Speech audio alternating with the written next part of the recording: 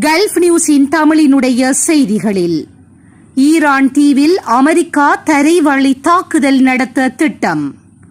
ஈரானின் 90% கச்சா எண்ணெய் ஏற்றுமதி மையமான கார் தீவை கைப்பற்ற அமெரிக்கா தரைவழி தாக்குதல் நடத்த திட்டமிட்டுள்ளதாக வெளியாகியுள்ள தகவல்கள் உலக நாடுகளை அதிர வைத்துள்ளன.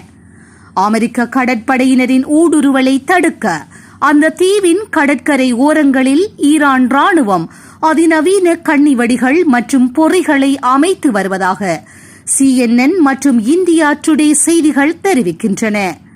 அமெரிக்காவின் வான்வழி தாக்குதல்களை முறியடிக்க தோளில் வைத்து இயக்கும் ஏவுகணை அமைப்புகளும் அங்கு அதிக அளவில் குவிக்கப்பட்டுள்ளன.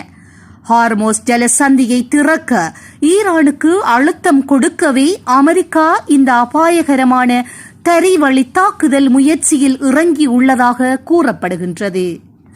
இதுபோன்ற செய்திகளை உடனுக்குடன் துல்லியமாக நீங்கள் அறிந்து கொள்ள கல்ஃப் நியூஸின் தமிழினை சப்ஸ்கிரைப் செய்வதினூடாக அறிந்து கொள்ள முடியும்.